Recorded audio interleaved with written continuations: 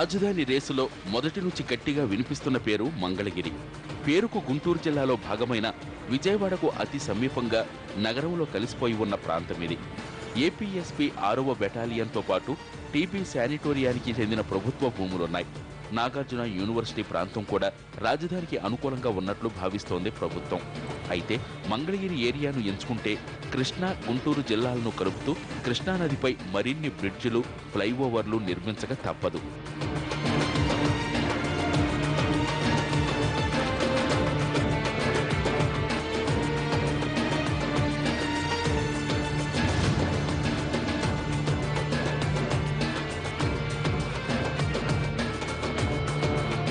మంగళగిరి ప్రాంతంలో ప్రభుత్వ భూములు పెద్ద మొత్తంలో లేకున్నా హైవే కారణంగా అభివృద్ధి నల్లేరుపై నడకలా మారుతుందనే అభిప్రాయం వినిపిస్తోంది.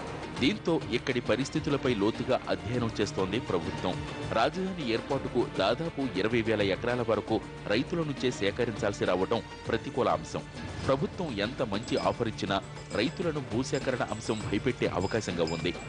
కొందరు వ్యతిరేకించినా భూసేకరణ ఇబ్బందిగా మారొచ్చు.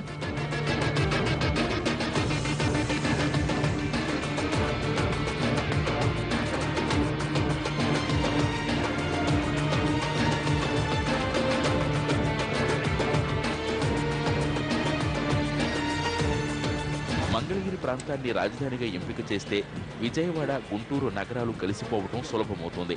2 జిల్లాల ప్రజలు లబ్ధి పొందే అవకాశం ఉంది. తద్వారా ఊహించని అభివృద్ధి జరుగుతోంది. రాయలసీమ వాసులు కూడా ఈ ప్రాంతం రాజధాని అయితే కొంత సానుకూలంగా ఉండే అవకాశం ఉంది. రైలు, రోడ్ కనెక్టివిటీ ఉండటం ఈ ప్రాంతానికి ఉన్న మరో సానుకూలత. ఈ కోణంలో ఆలోచిస్తున్న ప్రభుత్వం ఇక్కడి పరిస్థితిపై దృష్టి పెట్టింది.